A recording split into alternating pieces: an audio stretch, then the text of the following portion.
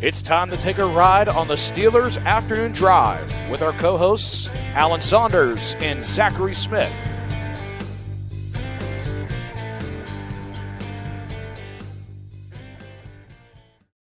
Welcome back to another episode of Steelers Afternoon Drive. I'm Zachary Smith. That is Alan Saunders. Alan, what's going on? Just leaving here in some drizzling rain from Steelers. Yeah, you had to take an Steelers. afternoon walk to get to your afternoon drive in the rain. Yeah, and but the Steelers practiced outside again today, even though there was a little bit of rain.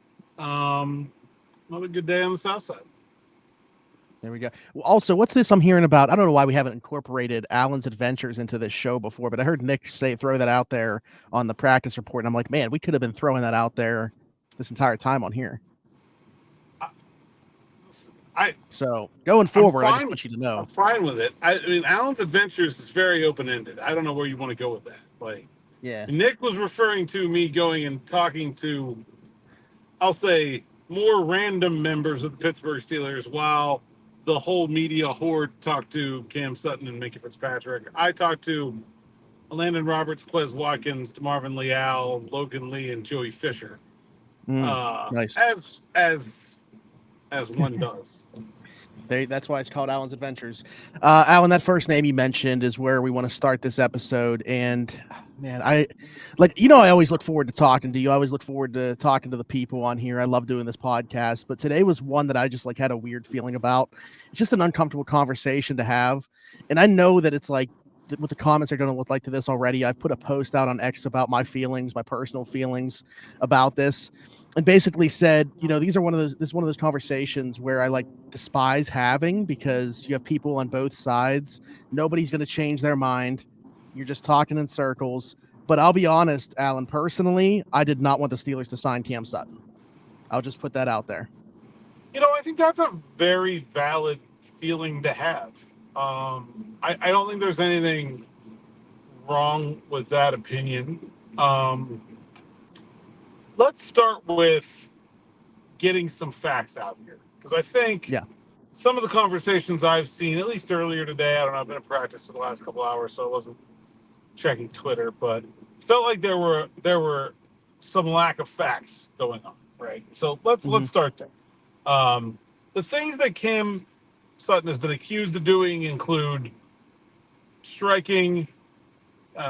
The charge is strangulation, putting his hands around the neck of a woman in his life, and they're tough to read if you read the police affidavit. It's disturbing stuff. We'll also point out that the police affidavit is entirely one-sided.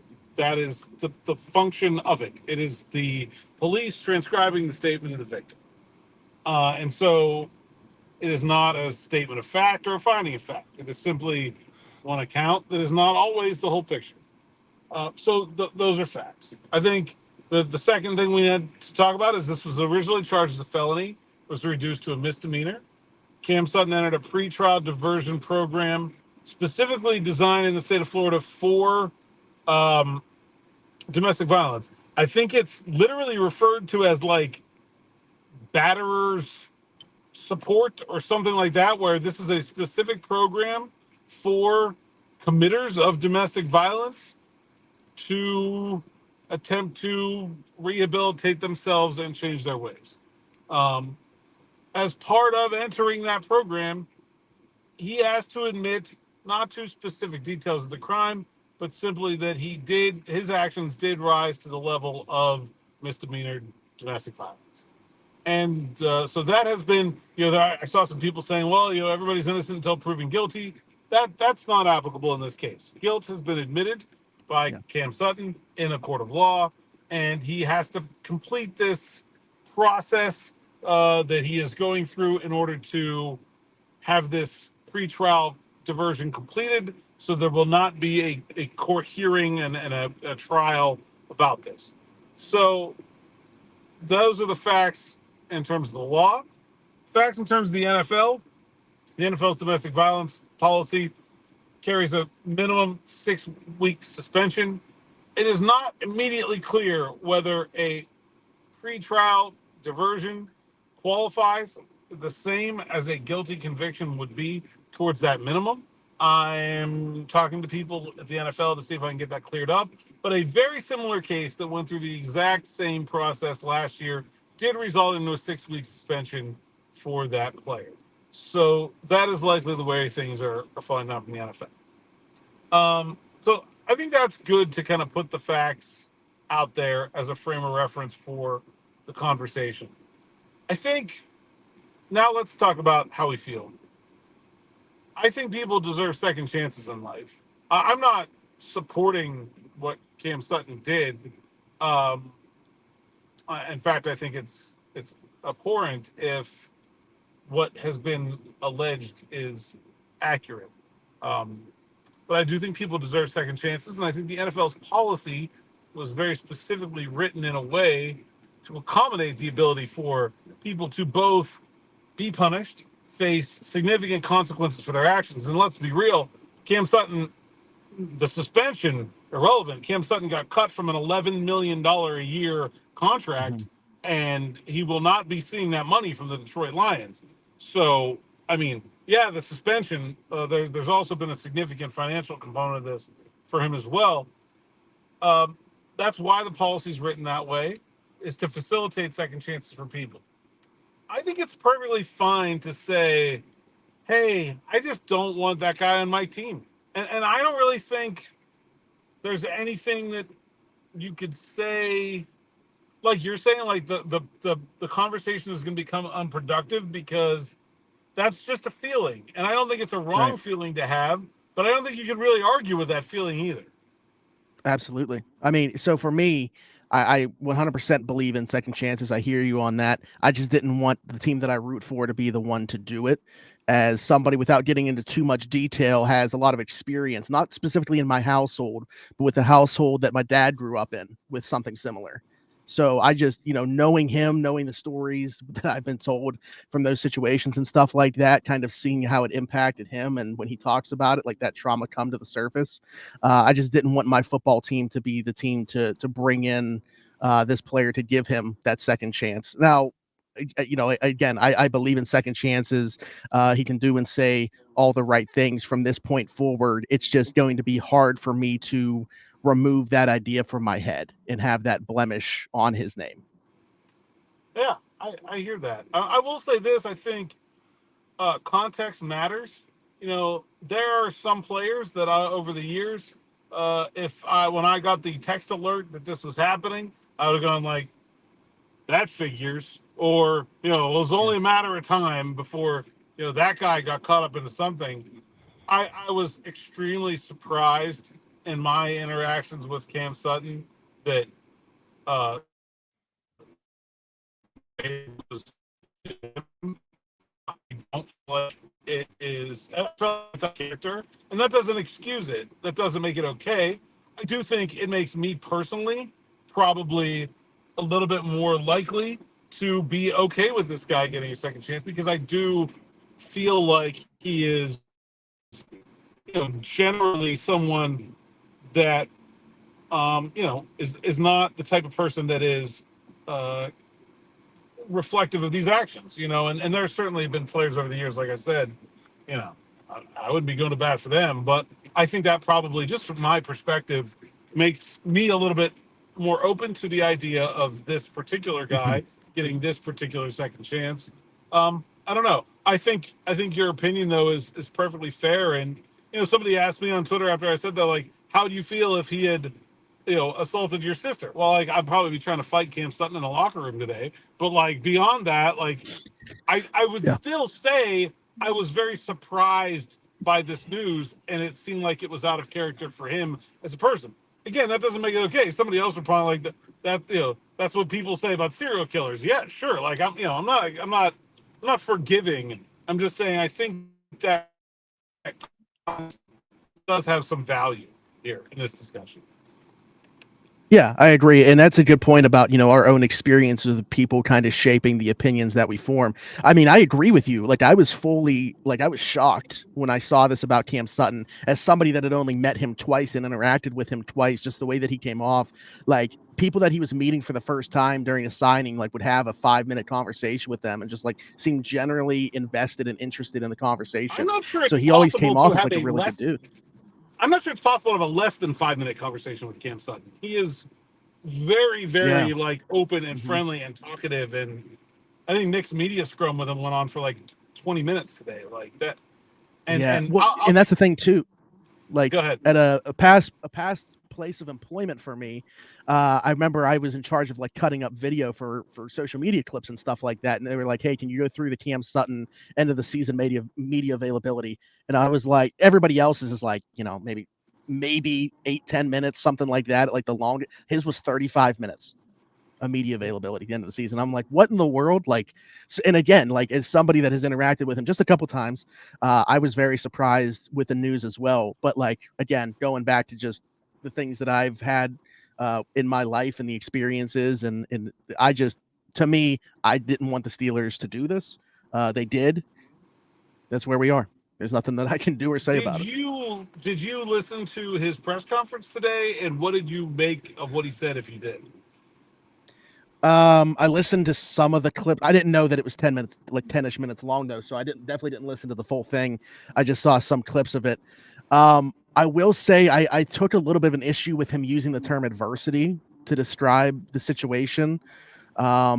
If anything, the victim on the other side of this would be the one that's gone through adversity here, unless he's talking about like some internal struggle that he was going through in the process of this, but still you're kind of deflecting like blame that should be put on yourself for the situation that you're in, I think, when you use the term Don't usually adversity. use the word adversity when we talk about situations of our own causing.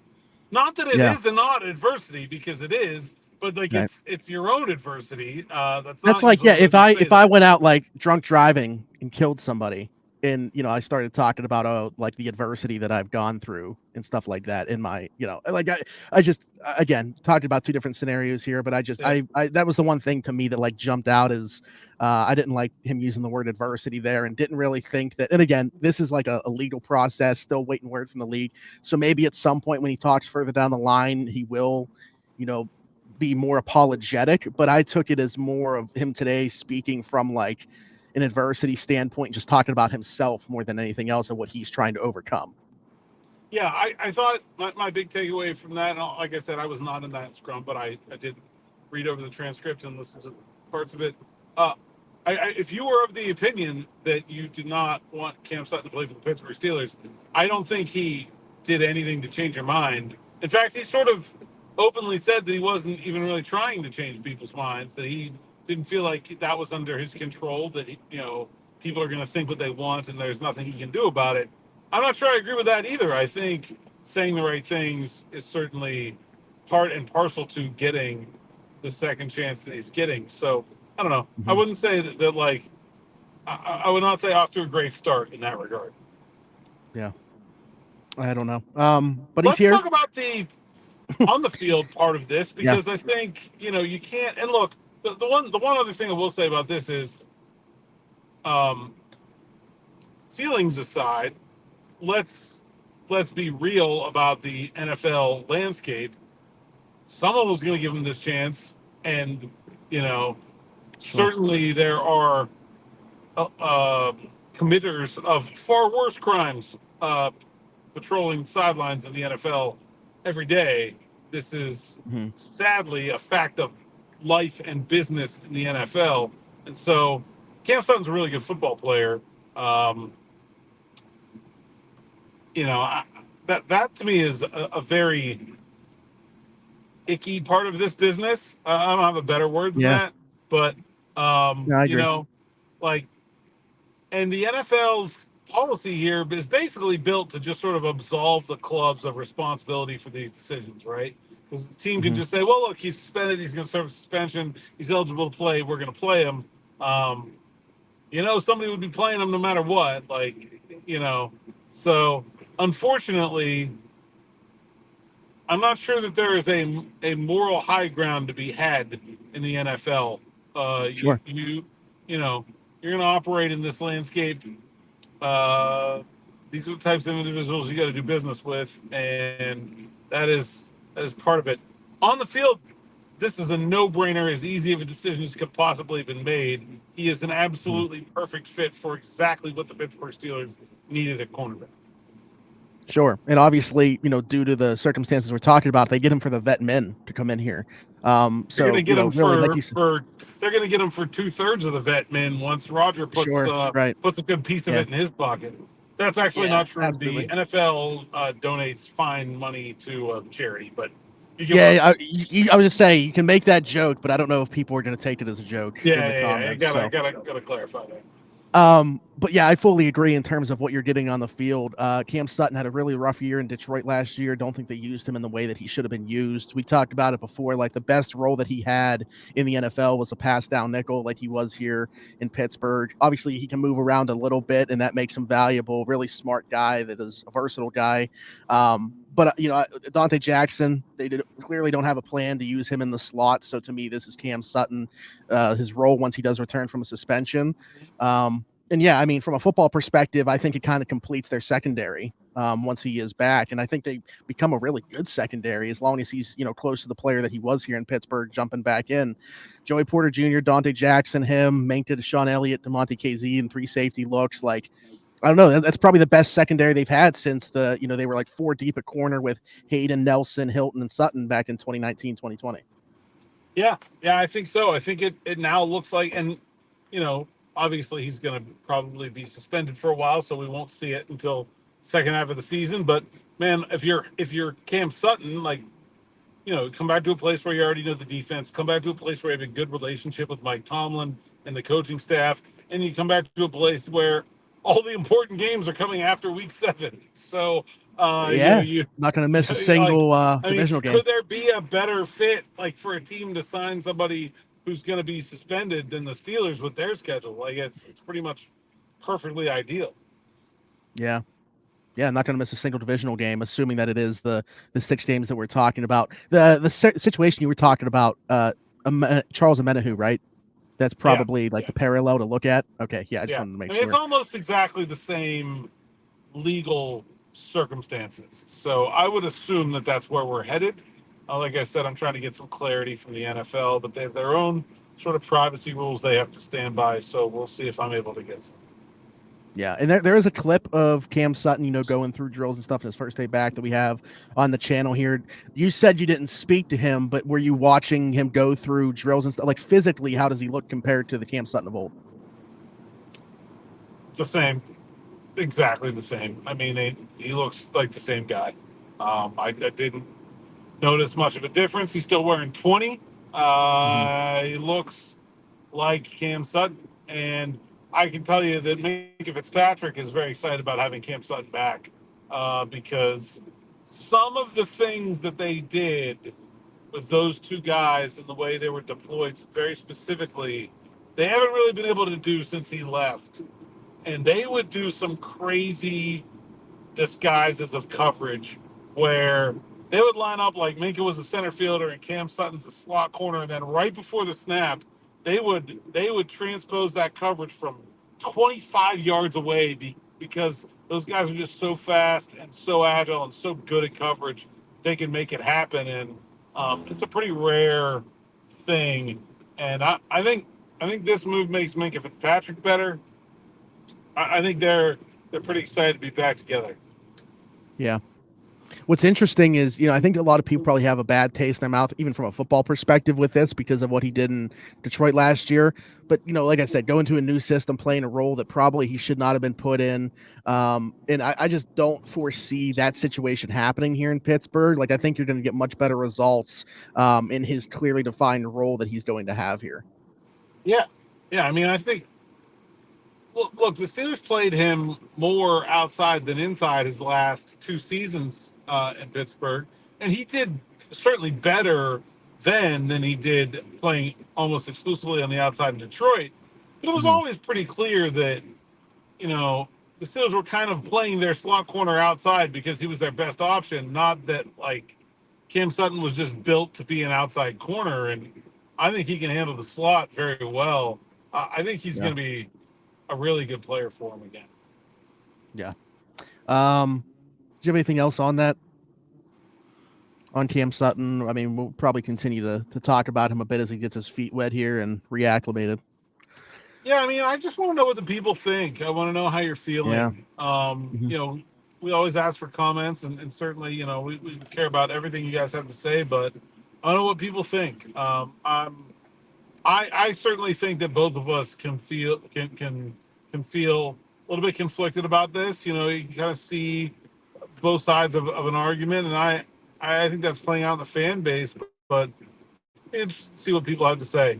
Maybe we'll take a couple of the good ones and read them on the show tomorrow, because I think it's good to have a conversation. Yeah. What we will not read is my mentions and my DMs that I've gotten since that post. I don't know if we can read those on here and still be able to monetize the episode, some of them. So, yeah, we appreciate the comments. So please keep those coming in. Alan, I thought this was interesting. Maybe not as interesting to some people, but I found it interesting. Russell Wilson has a no trade clause on his 1-year contract with the Pittsburgh Steelers. Yeah, Dan Graziano of ESPN reported that on Get Up this morning. The way he reported it, by the way, as bizarre of a segue as I was reading his contract today. I was like, under what circumstances are you just casually like in my head? Get up in the morning, right?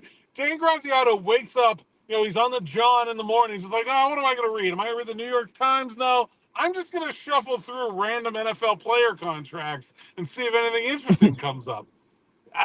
Yeah. I don't know I don't know how you even get a hold of He random had just NFL finished players. Steelers Now article and then was Yeah. like, what else can I look at? Yeah, what else can I read? Oh, here's Russell Wilson's contract. I'll sift through this legalese to see if there's anything interesting. Bizarre. But it's a bit bizarre in general, right? Like, so the Steelers signed Russell Wilson to this 1-year vet min deal. It was pretty well established that in 2024 anyway, every team was just going to give him the vet min because the Broncos are paying him $39 million. They're going to pay him that regardless of what the other team pays. So there's no, every extra dollar that another team would pay him would be $1 less the Broncos would have to pay. So there's no reason to pay him more than the minimum. We knew that. We talked about that. And we also talked about how the Steelers didn't have really a lot to offer other than the big thing to offer was, I thought, there would be some team that might offer him a second year on the deal. I thought that was that was the big carrot, right? Where if some team was willing to offer him a second year on the contract, yeah, we'll take your 1 year where the Broncos are going to pay you, and then we'll pay you in 2025. I thought that would have been the big carrot. If you really wanted to land Russell Wilson, that would have been the trump card. And nobody obviously offered that. This is something I wasn't thinking of that is just sort of an interesting, if this isn't the big carrot, this might be the small one, right? Where, yeah, okay, we're not going to pay you anything, and we're offering you the same dumpy contract that everybody else is offering you, but we're at least giving you some say in your future if things don't go well here in Pittsburgh. I hadn't even really considered that as potential enticement, but it certainly fits the bill, right? Yeah. Yeah, I agree. Like, so you just wonder, like, the Giants were the other team that he had met with, right? Like, was that not on the table with them? Was that maybe what the sticking point was with Pittsburgh as opposed to adding a second year? I mean, yeah, that's a good point. If it wasn't going to be anybody guaranteeing money in 2025, could he at least get this from somebody? Yeah, and then there's that part of it. Then there's the other part of it where, man, you really got to twist yourself into a pretzel to get yourself into a situation where you think he would want to invoke it, right? Sure. What is the scenario that has to happen for Russell Wilson to say, no, Steelers, I do not want you to trade me there? Like, how does that go down? Mm-hmm. Not that I want to see that play out, but I am curious, like, if we could just do a simulation to see what that point would look like. Obviously, a team trading for Russell Wilson would be in, serious need of a quarterback. like what would the scenario be? I don't know. I guess maybe if there's like, who did the Jets sign as their backup? Tyrod. Okay, maybe like Tyrod Taylor tears his ACL in the preseason. The Jets are like, we can't just go through the year with 40-year-old Aaron Rodgers. We need a backup quarterback. Steelers, will you trade us Russell Wilson? I mean, I guess like that's a scenario that maybe he would say no, but like the Steelers aren't going to make that trade unless he's already not the starting quarterback in Pittsburgh. So Yeah, I don't don't know. know. I don't know what the scenario looks like, but yeah, it's a little bit bizarre to think about what it would have to take for him to say no. I don't want this trade. Like if he's not playing in Pittsburgh, I assume that he would be okay with another opportunity that would look like he had a better chance of playing somewhere else. If he is playing in Pittsburgh, they're not going to trade him, so it doesn't matter. yep. Yeah, just an interesting little caveat that gives us a piece of news to talk about, I guess. I don't know that it's much more than that. I think it does. I think a lot of people have, undergone this assumption that the only reason that Russell Wilson would have ever agreed to sign with the Steelers is if they had promised him that he has the starting job. And I think this one goes to show that, hey, there were other things that they were talking about there that were a part of the enticement to come to Pittsburgh. That's one. Two, clearly Russell Wilson didn't take them at their word if they did promise him the starting job, because there would be no reason to ask for a no trade clause if you thought that you were guaranteed the starting role, right? So even if they did guarantee it, he's saying, well, I mean, that's what they say, but like he doesn't think he's guaranteed a starting job because he asked for a no trade clause. Yeah, absolutely. I don't know. Interesting stuff. Alan, we got one more thing here that I want to get to, unless you have anything more on Russ. No, I think that's good. Okay. Phil Kreidler, a team scout, retiring, and I think this again interesting. But why is it interesting, Alan? It's more turnover in the scouting department. He's one of those carryovers that came from the Colbert team to the Con team. He came from the Chuck Nolan, Tom Donahoe team, actually. Oh wow. Okay, so I didn't even know he was that far. For 33 years. Yeah. Jeez. All right. Well, that makes it even longer tenure than I thought. I didn't really even read into this. I just saw that a longtime scout was retiring. So, all right, well, there you go. Is there another longtime scout of the team retiring? So that means more turnover. Somebody else that's been around the team for a while retiring. What do we make of it? Yeah, it's 3, I would say, retirements in the last year of 30-year scouts feels like a thing, right? Where it's like, okay, regardless of the intent, and obviously in the same span, the Steelers did decide to move on from longtime pro scout Dave Pettit, and now they've had 3 significant retirements. Mark Gorskag retired, and Mike Butler retired, and Rick Rypresh retired not that long before that. So really, you could say, Bruce McNorton, 4 or 5 really. It's a completely new Steelers scouting department at this point.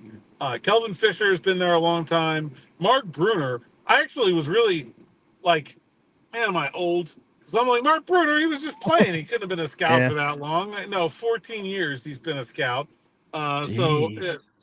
Yeah, right. So he's been there a while. Well, that's like Lawrence Timmons' son getting a D. I was like, I'm getting old. Lawrence Timmons' son getting a D1 offer. I mean, I turn 29 next week, but that's. I feel older than that. Yeah. Well, I mean, Lawrence Timmons' son, that Tyson Lulu's son was a senior last year. That's crazy. Yeah. My God. And of course, Joey Porter's son is starting cornerback. So yes. But I think it's very clear that there is. Whether it's, I'm not suggesting that these people have been pushed out or anything, nefarious like that, but this scouting department is being remade under the auspices of Omar Khan and Andy Weidel. This is going to be their group almost entirely at this point. I think there are now only, I may miscount here, but I think there are now only 3 scouts that predate, that there are holdovers from Kevin Colbert at this point. Like that's that's a big amount of turnover in the scouting department. So it'll be very interesting to see. I don't think we've talked at length on this show. I don't think anybody thinks the end of Kevin Colbert's tenure went that well in the draft. Yeah. I don't, so I don't think this is anything to be like freaked out about. I think it's an area of opportunity, but it's certainly, they will need to get good results to, justify their placement. But it's going to be a brand new world in terms of Steelers scouting. I'm excited for it. Again, I think that this is interesting. He was here way longer than I knew. Wow. I just thought this was a Colbert holdover, but even before that, predated him. All right, I don't really have anything else to add to that. Yeah, about it. There we go. Alan, tell the people where they can find you.